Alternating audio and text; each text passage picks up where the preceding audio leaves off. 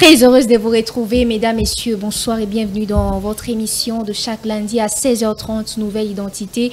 Une des émissions d'Efface Télévision qui reçoit pour vous chaque lundi à 16h30 différents invités pour dialoguer ou échanger sur différents sujets de la vie quotidienne. Je ne serai pas seule sur ces plateaux. Avant d'énoncer les gens avec qui je serai sur ces plateaux, j'aimerais souhaiter un très bon mois de mars à toutes les femmes. En tout cas, Nyo Soyamalamu et Pesamelabino, c'est déjà le mois de la femme. Alors, je vous souhaite tous les bonheurs du monde, que vos voulus soient vécus, que le Seigneur vous accompagne, que vous vivez un mois excellent, merveilleux. Nyo Soyamalamu et Pesamelabino. Et à vous aussi, fidèles téléspectateurs, c'est toujours un réel plaisir d'être avec vous. Je serai avec vous pendant 50 minutes ici. Nous parlerons d'un sujet politique car c'est un sujet qui met l'eau à la bouche, un sujet qui donne toujours envie de parler. Mais je ne serai pas seule comme je venais de le dire. Je serai avec Monsieur John Chibwika et avec Monsieur Faustin Basianga. Bonjour à tous. Bonjour.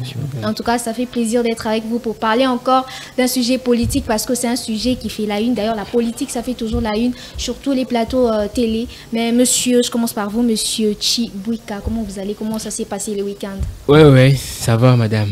Ça va. Et à vous, Monsieur Faustin Basianga? Oui, madame, tout va bien. Tout roule à merveille. Très bien. Oui, tout roule à merveille. Monsieur John Chibwika, vous êtes conseiller communal de Ngaliema. Exactement. Dites-moi un peu, quel est votre, quel a été votre sentiment lorsque vous avez été élu, lorsque vous avez su que vous étiez celui qui a été choisi? Ouf. Merci pour la question. On est élu parmi le 15. C'était pas facile. On a brisé les étapes, mais je peux dire premièrement, c'est la grâce de Dieu. Il a permis à ce que nous puissions être parmi le 15. Mais aussi, c'est une responsabilité. Vous savez, depuis 1997 jusqu'à ce jour, il y a eu les élections de conseillers communaux ou municipaux. C'est pas facile, je vous dis. On est proche de la population. Nous sommes des représentants de la population au niveau local. Puisque vous êtes élu, quel est alors le rôle des conseillers municipaux? Le rôle d'un conseiller municipal, c'est prévu par la loi. Si vous lisez l'article 50 de la loi portant organisation et fonctionnement des entités territoriales, des entités décentralisées, les ETD, la loi donne le rôle et le fonctionnement du conseiller communal. Le conseiller communal vote le bourgmestre. À l'époque, il était nommé. Mais à présent, on doit voter maintenant le bourgmestre et le bourgmestre adjoint. Dans le conseil communal, c'est l'ensemble délibérant conseil pour la commune.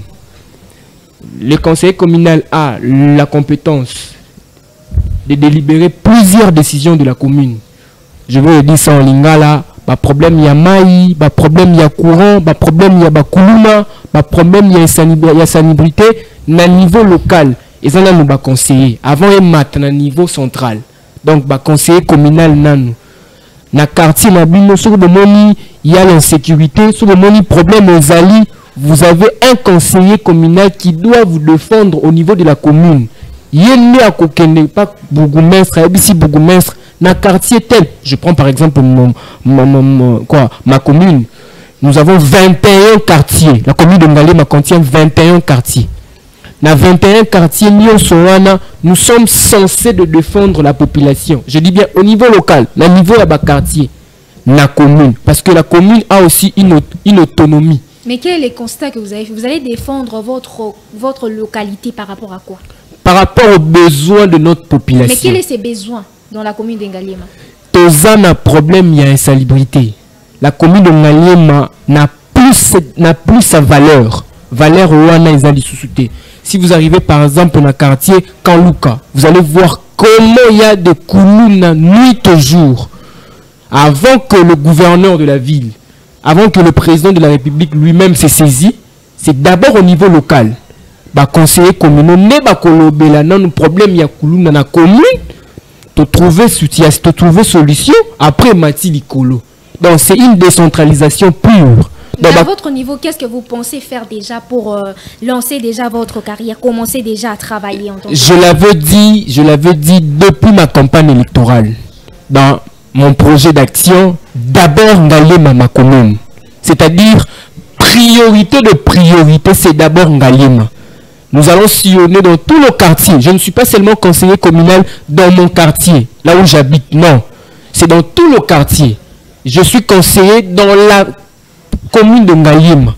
Donc, je dois me battre. C'est une lourde responsabilité, madame, je vous le dis. Mais je dois me battre. Durant ce mandat, nous allons travailler pour le compte de ma population. Pas question de salubrité, nous allons nous battre sur ça. Pas question de Koulouna, pas question de la corruption au niveau de la commune. Mais comment vous pensez y parvenir? C'est prévu par la loi. Je suis membre,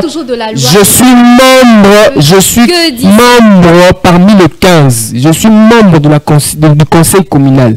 Si vous lisez l'article 47 de la loi, la même loi que je viens de citer ici, on dit l'organe de la gestion de la commune. 1. Le conseil communal. 2. L'organe de gestion. Tu vois? Donc, on est dirigeant la commune. Moi, je fais partie du conseil communal. Là où il y a pas, là où il y a un ça ne va pas, je viens, je donne la solution.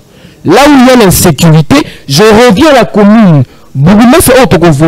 Je viens avec la proposition.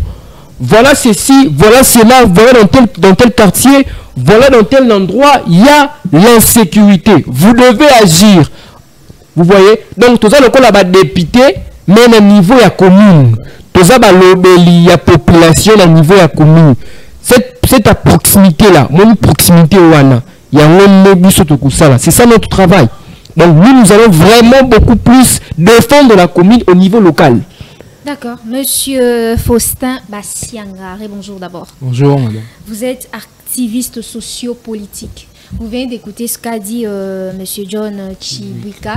Qu'est-ce que vous en pensez par rapport... Je sais que vous n'êtes pas conseiller, mais qu'est-ce qu'un mot à dire par rapport à ce qu'il a dit, par rapport à ces mots? Bon, monsieur John Chibuika, c'est ça. D'après la façon dont il a parlé, vous avez parlé, j'ai vu en vous un dévouement. J'ai vu en vous cette envie-là de servir les peuples congolais.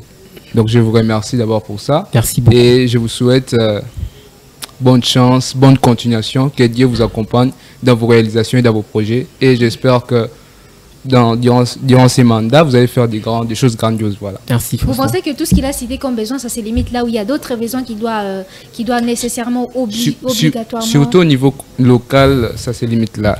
L'insalubrité, la délinquance, tout ça, les Koulouna, tout ça, au niveau local, ça se limite. Pas...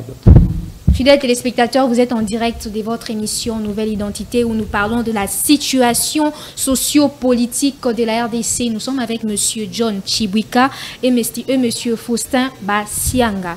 Monsieur Faustin, qu'est-ce que nous pouvons attendre du gouvernement actuel? Bon, du gouvernement actuel ou bien du gouvernement qui va... Du gouvernement à venir, le gouvernement... Le gouvernement à venir, voilà. Sur ce qui concerne le gouvernement, ce qu'on doit attendre sur le gouvernement à venir, moi je pense au niveau d'abord social, le social des Congolais. Parce qu'aujourd'hui, nous les voyons tous, dans la cité, partout, nous voyons comment les Congolais, les peuples congolais sont en train de souffrir. Je parle du niveau social.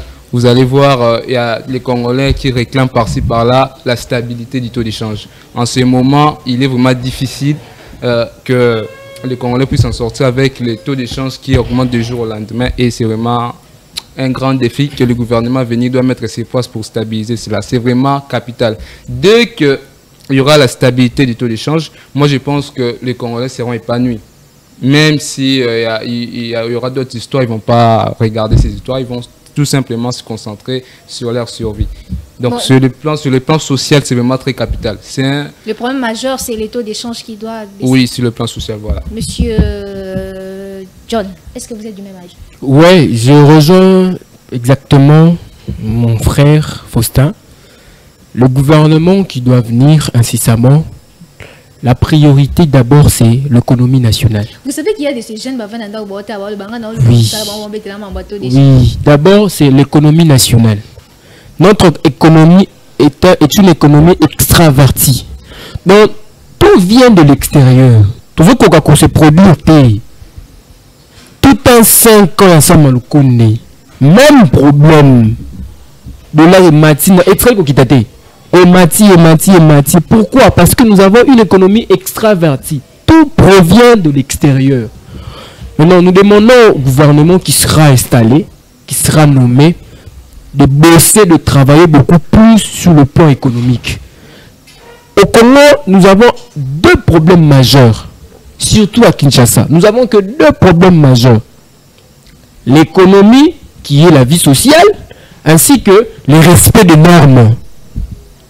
Problème, il y a un embouteillage, maman. Problème, il y a un moto, maman. Et ça passe. Le problème vient de la population ou des autorités qui ne font pas bien leur travail? Le problème, c'est aussi de la population. De continuer pour condamner l'autorité. Je veux le dire sans lingala. Mais là, vraiment, la boule à lingala. Problème, est la population. Problème, il y a mentalité. Je te dis, madame, avant d'arriver ici, au volant, nous sommes à télémina, il y a un parquet. Papa, le mois, on a fini. Mais, au télémina, question de mentalité. Donc, nous demandons vraiment au gouvernement qui sera installé, particulièrement à Kinshasa. Il y a deux problèmes. Problème de l'économie. Là, c'est le problème national. L'économie, c'est l'économie nationale. Mais problème, il y a un problème de moto. Que le gouvernement fasse vraiment une chose. Que l'association revienne vraiment, même à l'époque des musées. Mais vous pensez que le gouvernement ne fait rien? Parce que vous avez que le système aurait bimi, ceux qui chauffeur à parquet, vous avez mabé. Non. Le système en est comment déjà? Le problème, c'est qui, on accepte n'importe qui dans la route. On accepte n'importe qui. Un enfant de 17 ans, 18 ans, à qui a bloqué le moto na terrain à Banda, l'Allemagne, à Bimi Nanzila. Donc il n'a pas de béaba. Il connaît même pas le code de la route. Il connaît rien. Même Nanzila. Voilà le problème. Voilà les inconvénients.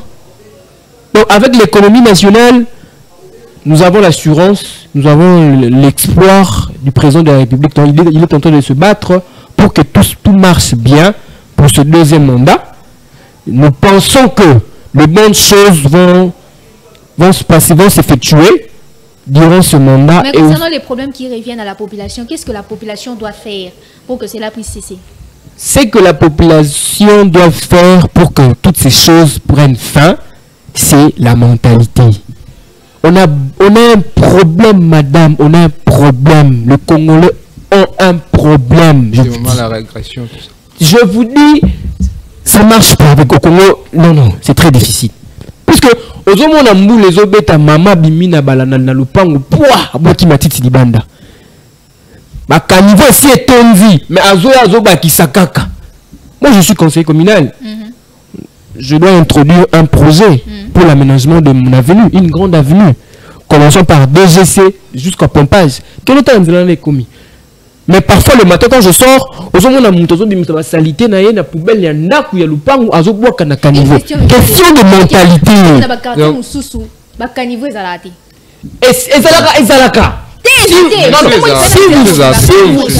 Je vous dis vrai, si vous vérifiez Ezali, mais Etonda. Mais na matete. Mabele mata.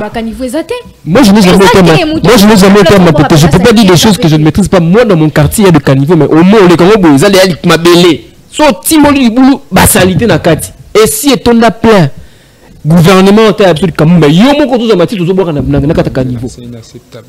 Voilà où il y a la responsabilité de la population. C'est ça. Bakoya, parfois quelqu'un de bonne volonté bimisi mbongo na ye aya bongisi. Mais 48 heures c'est beaucoup. Vous allez voir quelqu'un encore qui vient encore, il jette. Question de mentalité. Quelle sanction le gouvernement a coupé ça dans Moutoro au Samaramabon? Non. D'après vous, quelle sanction? Niveau ni à sanction va couper ça? Au moins, ce qui est la sanction, et aux hommes de la gouvernement et aux hommes de la Bakondi. Pourquoi? Parce que ceux qui députés, mon gars, qui na Karati Nabino, assis à Zouaki, a tché sanction. Dans l'élection, Goya, vous votez parce qu'il a commis ma bé, a commis méchant parce qu'il a sanction. Vous voyez, question de mentalité. Pour moi, John Chibouika, je dis ceci, il faut que responsable dans le niveau à poste ou à conduire. Lorsque vous mettez des responsables, c'est à ce moment-là que responsable va travailler ce qu'on a. Qui est responsable? Oyazorakania Kati. Akani Mutamoto l'infraction a mis na bureau. Pas question de corruption. Monsieur Faustin, je vois que ça bouillonne en vous. Vous avez envie de parler. Pas question de corruption. C'est une question très, très pertinente. On te donne l'argent pour que tu Mutamoto l'infraction Kozouate. Mais na bureau. Il va répondre à ses responsabilités. Si nous avons 10 personnes dans le quartier, madame, les choses vont changer. Les motards, situation, je ne sais pas si je serai contredit. Monsieur Faustin, je vois que ça bouillonne en vous. Donc, c'est une question très pertinente, surtout au niveau des mentalités congolais. Donc, aujourd'hui, tu lui dis ce que tu fais là, c'est mal. Et la question, la réponse commune que tous les Congolais ont dans la tête, c'est Yumto Bongsambo. Je pense que vous êtes aussi victime de ça. Moi également. Moi, dans mon quartier, même si je vois quelqu'un qui fait du mal, il est en train de faire des choses qui vont à l'encontre de l'eau, bien de nos valeurs au meurtre, je le dis. Mais aux salariés, ils ont bien été. Aux me dit, Yumto Bongsambo, donc, au niveau de notre mentalité, c'est quelque chose qu'on doit vraiment changer. Pour que nous puissions parler de l'émergence et du développement de la République démocratique du Congo, ça doit aussi passer par les changements de nos mentalités. On ne peut pas aujourd'hui laisser toute la responsabilité au gouvernement tant que nous-mêmes, la population, nous ne faisons pas un grand effort pour les changements. La population doit faire un grand effort. Nous ne pouvons pas continuer à parler de ces sujets sans pour autant mentionner la situation sécuritaire à l'est de la RDC. Comment vous voyez les démarches du chef de l'État pour amener la paix dans la partie orientale? C'est ça un chef. Un leader ne se plaint pas, un leader assume et il assure. Toutes ces démarches, un jour, ça va payer. Vous voyez, c'est depuis 1997 que le rebelle a commencé à attaquer l'est de la RDC. Mais je vous assure, avec le mandat du président Félix Tshisekedi, le rebelle de M23, ils vont répondre à leurs responsabilités un jour. Monsieur Faustin. La situation sécuritaire à l'est de la République démocratique du Congo, c'est quelque chose qui nous touche vraiment parce qu'on ne supporte plus de voir nos frères et sœurs tués chaque jour. Ils sont presque enterrés comme des grains dans un champ et c'est ce qui nous fait mal. Et je veux seulement souhaiter que cette guerre puisse finir, que le président... Mais une seule initiative pour mettre fin à cette guerre. Bon. Une seule initiative, c'est que ça doit passer par la dénonciation. Donc, on doit vraiment dénoncer. Parce que nous aussi, les Congolais... Nous devons dénoncer auprès de qui? Auprès des autorités compétentes. La police, il y a les militaires qui sont là, il y a un gouvernement militaire qui est là, on doit dénoncer. Parce que je me rends compte que nous aussi, les Congolais, nous nous comportons comme des traîtres. Tu vois, au lieu de contribuer à la dénonciation, à la finitude de cette guerre, toujours comme on est hier, camarades, on s'entretient entre nous à cause, je ne sais pas moi, quels intérêts disons. Et moi, je pense que la dénonciation peut être un facteur qui va... Mais dans quoi est-ce que nous nous entretuons? Nous voulons vous comprendre. De quoi est-ce que vous parlez? Nous nous entretuons dans quoi? Et dans quoi est-ce que les Congolais trahissent la RDC? Ils trahissent la RDC pour leurs intérêts. Pour leurs intérêts, peut-être pour des intérêts... parce que nous savons tous que cette partie est riche en minerais. Je ne sais pas moi comment je vais parler. Il y a des minerais qui sont là. Il y a des Congolais qui ne veulent pas que cette guerre puisse finir pour qu'ils puissent continuer à exploiter. Et ces exploitations vont être bénéficiées par, je ne sais pas moi, par des puissances bipolaires. Vous pensez que c'est la RDC qui trahit la RDC? Oui. Aujourd'hui, les Congolais aussi sont impliqués à la trahison. Aujourd'hui, oui. Monsieur Tchibouika. C'est que je peux ajouter ce que on est fatigué. Mais est-ce que vous êtes du même avis? Est-ce que c'est la RDC qui trahit la RDC? C'est ce que je suis en train de dire. On est fatigué d'abord, premièrement, de compter sur les Européens, sur l'Occidentaux. Non. Ça, il faut dire non. Mais vous savez que nous sommes dans la diplomatie. Pas de problème. Ça, il faut dire non. Depuis quand nous avons commencé à négocier en signant les accords avec l'Union européenne, avec la communauté internationale, il n'y a aucun changement, aucun résultat escompté, madame. Ça, c'est la première des choses. La deuxième des choses, c'est vrai, Congolais trahit de Congolais.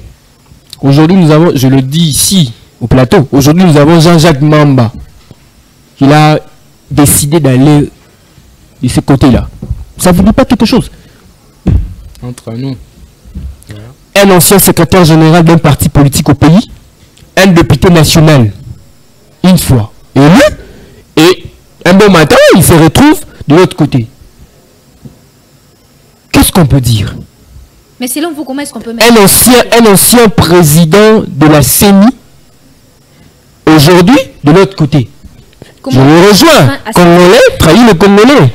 Donc nous devons réfléchir, nous devons amener nos réflexions un peu plus haut pour savoir que qu'est-ce qui ne va pas. Qu'est-ce qui ne va pas? C'est poser cette question. C'est seulement le problème du pouvoir, partager le pouvoir. Là, il faut aller à la rébellion. Ou il y a encore une autre chose qui se passe là-bas. Si vous avez besoin de minerais, négociez sur le papier. Au lieu de tuer le million de Congolais qui meurent, madame. D'ailleurs, déjà, qu'est-ce que vous pensez de la position qu'a tenue le président Félix lors du sommet, qu'a tenu le président angolais? Il a été correct. Il a dit d'abord que tous ces gens-là se retirent du territoire. Se retirent du territoire. Je retiens ce qu'un professeur m'a dit une fois. Il dit, le Congo tel qu'il est écrit dans l'article 3 de la Constitution. Et ça restera, c'est aussi un principe immuable dans la tête de tout Congolais. Ceux qui vont tenir Congolais dans Zéla, Oligny Congo et Kabouana, ça je vous le dis. Ceux qui tenir Congolais dans Zéla, parti à Est,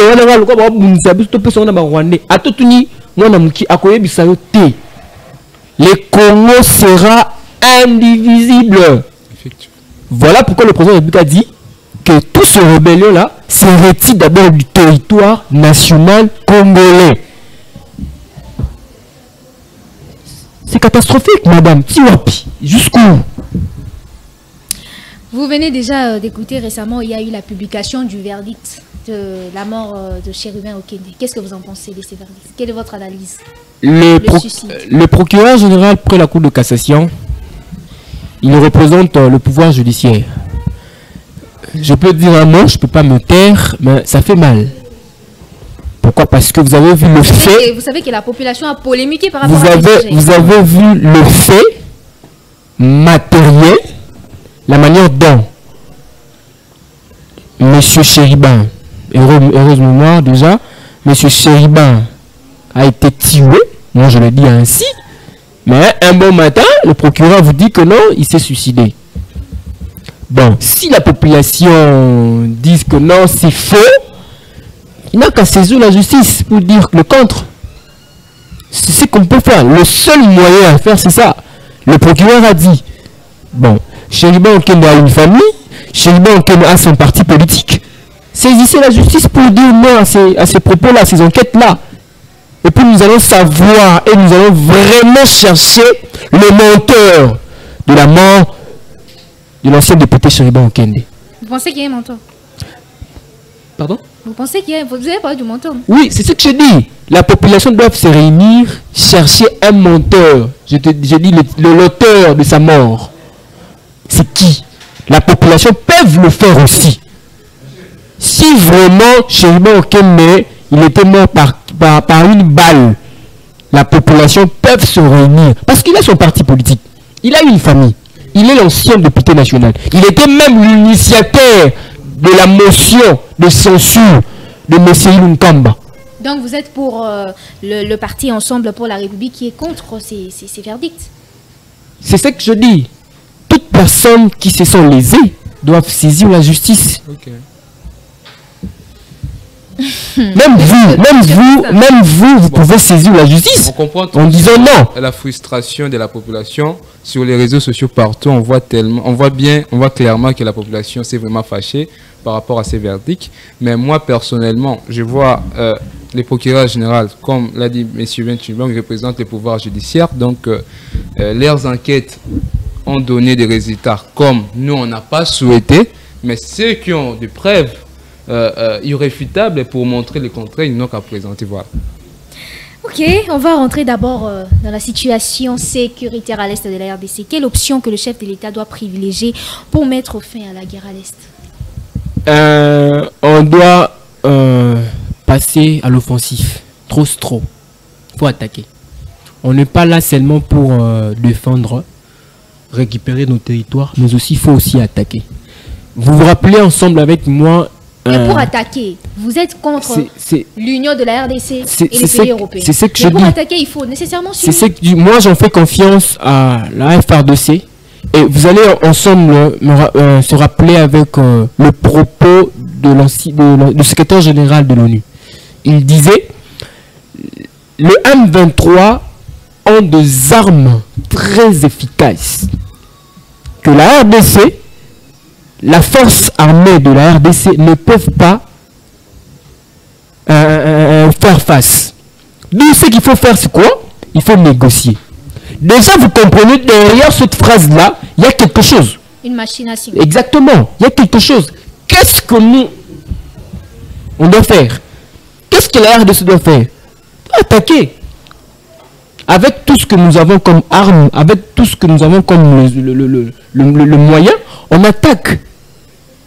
Si aujourd'hui, le M23 attaque l'Angola, vous pensez que l'Angola va négocier? Vous pensez que si aujourd'hui le M23 attaque l'Afrique du Sud, vous pensez que l'Afrique du Sud va négocier? Mais quand ils viennent au Congo, ils violent, ils font le massacre, on va fermer nos yeux? Une petite question. L'ennemi de la RDC, c'est les Rwandais, le président rwandais ou les Rwandais eux-mêmes? Si moi je le dis, c'est que le président il l'a déjà dit. Donc vous avez la réponse. Qui est l'ennemi de la RDC? Ce n'est pas le Rwandais, non. Ce n'est pas le gouvernement rwandais, non. Mais il y a une personne. C'est le président Kagame qui est derrière tout ça. Le jour où le président Kagame ne sera plus président du Rwanda, vous allez voir, on est aujourd'hui le 4, il n'y aura plus de guerre, il n'y aura plus de la guerre. Parce que c'est lui qui facilite tout ça. C'est lui. Même s'il me refuse, même s'il nie, mais c'est lui qui facilite toute cette guerre ici. Si aujourd'hui la RDC souffre à l'est du pays, si aujourd'hui il y a des milliers de Congolais souffrent à l'est du pays, c'est le président Kagame. C'est lui. Monsieur Faustin. Monsieur Patrick Mouya, ministre de la Communication Média, est tout à fait serein sur cette affirmation que le problème de notre région de l'Est s'appelle Monsieur Kagame. C'est simple. Donc. Mais je vous retourne la question alors, quelle option le chef de l'État doit privilégier pour mettre fin à cette guerre? Moi, personnellement, j'avais dit ça quelque part. Moi, je suis neutre plutôt. D'autres personnes parlent de la guerre et d'autres personnes parlent des dialogues. Moi, personnellement, je suis au milieu. Je ne sais pas, je vais accepter la guerre ou le dialogue. Puisque quand j'accepte la guerre, je me rends compte qu'il y a aussi des victimes. Il y a aussi d'autres Rwandais qui n'ont rien à voir avec cette guerre. Et lorsqu'on va attaquer, je suis parfaitement convaincu qu'il y aura aussi des victimes. Il y aura des gens qui n'ont rien fait, mais tu vois, à cause de la guerre, ils meurent, voilà, comme c'est fait à la guerre entre les Israélites et sur les Palestiniens, voilà. Il y a des victimes à Gaza, les bombes qui tombent sur les victimes. Voilà, moi je me pose la question, si la République démocratique du Congo essaie à faire la guerre contre le Rwanda, il y aura aussi des victimes et ce ne sera pas du tout bien, ça ne va pas donner vraiment une belle image. Mais de l'autre côté, on ne peut pas seulement attendre, on ne peut pas seulement défendre, récupérer des territoires comme l'a dit M. Ben. On devait aussi attaquer, mais moi je ne pense pas que ça puisse être une meilleure solution. Et je viens là aux côtés des dialogues, je me dis mais on a combien de fois fait des dialogues avec ces rebelles, rien n'a changé. Combien de cessez de faire, rien n'a changé. Devons-nous encore continuer à dialoguer? Et là je me retrouve neutre, je ne sais pas, accepter la guerre ou accepter les dialogues, et je me retrouve perdu. Vous avez la parole. On ne peut pas accepter le dialogue parce que ça sera une violation intentionnelle de la Constitution. Vous acceptez, vous signez les accords contre qui? Contre le rebelle. Et vous savez ce que ça va venir après. Il y a un principe de la loi qu'on dit les effets de la loi se manifestent maintenant et demain. Donc le président qui est en fonction aujourd'hui, il peut signer les accords aujourd'hui pour le rebelle, entre le rebelle. Mais après lui, cet accord-là aura toujours ses effets. Après 10 ans, après 15 ans, cet accord-là de cesser l'effet là. Parce qu'ils doivent demander une portion de terre, ils doivent demander de place au gouvernement. Mais si, par exemple, le président aujourd'hui accepte ça, et le président qui viendra, rappelez-vous que la guerre de Rwanda a commencé, pas aujourd'hui. Et c'était sur base d'un accord. Nairobi. Je ne sais pas si ça dit Kenya, Addis Abeba ou Nairobi. Aujourd'hui, maintenant, le président Tshisekedi est en train de subir. Les effets, Et ça sera aussi mutatis mutandis, de la même manière s'il signe des accords pour l'avenir. Aujourd'hui et maintenant. Vous voyez? Parce qu'il y a beaucoup de rebelles. Ils sont légions, ils sont nombreux. Il faut essayer un peu de réfléchir. Moi, je pense que... Merci, monsieur. Moi, je pense que cette idée-là, c'est pas bien. Allons avec notre armée. Merci, monsieur John, merci beaucoup. Nous sommes en mars. On ne peut pas continuer cette émission sans pour autant évoquer une question concernant la femme. C'est impossible. Est-ce que vous pensez que nous pouvons avoir une première ministre avec ces gouvernements qui viennent? Le président l'a dit, il peut y avoir un ou une. Si vous avez suivi son interview à la RTNC. Est-ce que vous doutez des... Moi, je crois à la compétence de la femme. Je respecte la femme. Je crois à l'autonomie. Je suis d'accord à l'autonomie et à l'émancipation de la femme. Mais à une femme qui doit reconnaître qu'un homme reste toujours un homme. C'est-à-dire? Pas parce qu'on te donne un poste qui est pareil à un homme, pas parce que tu fais bien plus que l'homme et tu t'opposes, tu veux devenir l'homme à la maison. Non, non. Réfléchissons bien à ce point-là. Moi, je reconnais la compétence de la femme. Okay. Moi, j'accepte l'autonomie de la femme. Mais la femme doit aussi comprendre que l'homme reste l'homme. Okay. Vous pensez que toutes ces femmes qui ont eu de grade dans la société ne respectent pas leur mari ou ne sont pas femmes au foyer? Mon autorité morale du parti, c'est une femme. Je le salue d'ailleurs en passant. Fifi Masuka Saini, la candidate gouverneur de la ville de Lolaba, province de Lolaba.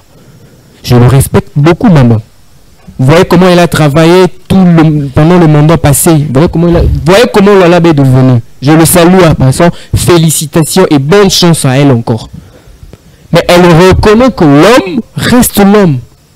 Si plusieurs femmes ont cette tendance-là, on va évoluer. Mais pas parce que tu es une femme, tu es au plateau et quand tu rentres à la maison, si toi aussi tu deviens l'homme. Non, non. Quand vous parlez de toi aussi tu deviens l'homme, c'est dans quelle mesure? Ah, vous avez compris ce que je suis en train de dire. Et c'est pour permettre que Faustin, vous êtes mieux placé de me répondre par rapport à sa question. Je pense qu'elle sait, elle a compris, non, c'est vous qui mais elle veut toujours aller au plus bas. Est-ce que vous êtes du même avis? Oui, je suis du même acte. Parce que... On dirait que vous êtes entendu. Comme moi, si Nandaku, comme moi, si Libanda, parce que nous sommes nos ministres, nous sommes papa Nandaku. Donc, non. Dieu, d'abord, Nzambe a créé Moubal Mtaliboso. Ça montre donc, déjà... dans ce cas, la femme doit rester la femme sans pour autant qu'on lui donne garde dans la société avant d'aller à un niveau parce qu'elle va se croire supérieure à l'homme. Nous parlons de on parle souvent, on parle toujours de l'égalité au niveau professionnel. Parce que dans nos familles, une famille reste une famille. L'autorité d'une famille, c'est les pères. C'est bien reconnu au niveau mondial, au niveau universel. La loi dit... Au niveau professionnel, oui, nous reconnaissons l'égalité, la parité. Et la femme peut impacter positivement, mais aussi négativement le monde. Et je crois aux innovations, au talent de la femme. Voilà. La loi dit, le chef du ménage, c'est l'homme. La Bible dit, le chef de la famille, c'est l'homme. Donc, là, je ne vous saisis pas, vous vous opposez maintenant aux décisions du chef de l'État ou vous, je ne sais pas. Non, non. Qu'est-ce que vous voulez dire par là? Non. Parce que je ne vois pas en quoi est-ce que la femme va se détourner de ce qu'elle doit faire juste parce qu'elle a un grade dans la société. Je ne généralise pas l'aspect, mais certaines femmes peuvent le faire.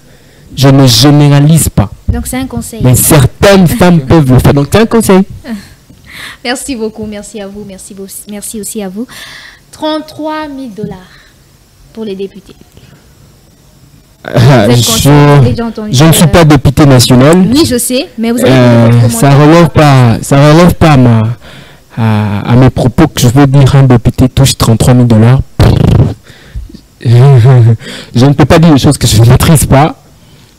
Si c'est vrai, c'est a été voté au budget et interpellons les experts.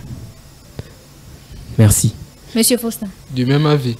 Donc, on voit ça souvent sur les réseaux sociaux. Je ne sais pas si c'est vrai. Évitons de dire des choses, évitons de confirmer les choses que vous n'avez pas de précision. Mais si cela est vrai, je souhaite à ce que, j'incite à ce que les autorités compétentes puissent au moins regarder de la manière dont la population congolaise vit ou est en train d'évoluer.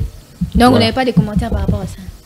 Il y en a plusieurs, mais il faut avoir de B.A.B.A. Il faut avoir de B.A.B.A. parce que 33 000 balles, député national, 33 000 balles. Oh, enseignant Zozo Moukié. Oh, roulage Nanzela Zozo Moukié. Hein? Mais 33 000 balles. Je me réserve en tout cas. Je me réserve. Merci beaucoup, merci à vous. Mais qu'est-ce que vous pensez? Quel est le plus grand problème que l'État doit d'abord commencer à résoudre? Vraiment. Ça, je veux le dire en lingala. Banakin. Dans le bâton que quinoa. Bayaya, Bamasa, Banakin. Babezali. Tolamuka. Président Fachi. A osala non sauté. Obana nanda goûté ozela baela yo lipa tika distraction tozela biso nyonso gouvernement yango yo bima ke no luka tika ko chapoudre na pokwa 16h obimo ke no beta mantolo ba opozo beta bon mantolo bazo luka ngo pe na pasi tika distraction président lobi ya mbala oyo eza emploi mais emploi ngo ekokuta likolo ko kitate bima ke no ko luka et en plus de choses to changer mentalité muto moto zala courtois zala humble otelemi na balabala ba yebisi longwa papa pourquoi obimi na yo matin bima kende ko luka nous tombons déjà sur le point de l'entrepreneuriat de côté des gens à Kati comment entreprendre. Parce que de ces jeunes avant, ils n'ont quoi, ils n'ont pas ça peine à travailler. Mais à ta 10 francs. Je vais vous poser encore une question. Non, les questions c'est moi qui les pose. Non, par rapport à ce que vous m'avez demandé. Les questions c'est moi qui les pose. Par rapport à ce que vous m'avez demandé. Madame, réfléchissons ensemble. Tu as un projet, tu as une vision, tu as une ambition. Il faut lancer la moelle gabou nangai, non noter comme un fils que biscuit, tu n'as pas. Mais tu n'as pas d'argent. Kobanda lundi, 600 midi, à ta 500 francs, vous en raté. La question c'est comment entreprendre. Je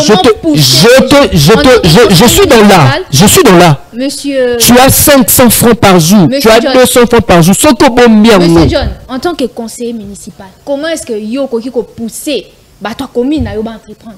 Bah toi commune na nga ba ko pousser ba on peut pas comme indépendant. Na mukie oyo zozwa kanisa yango olukata no fils que ça qui a makala oteka. Pour la monsieur John T n'a voté qui yo talabo.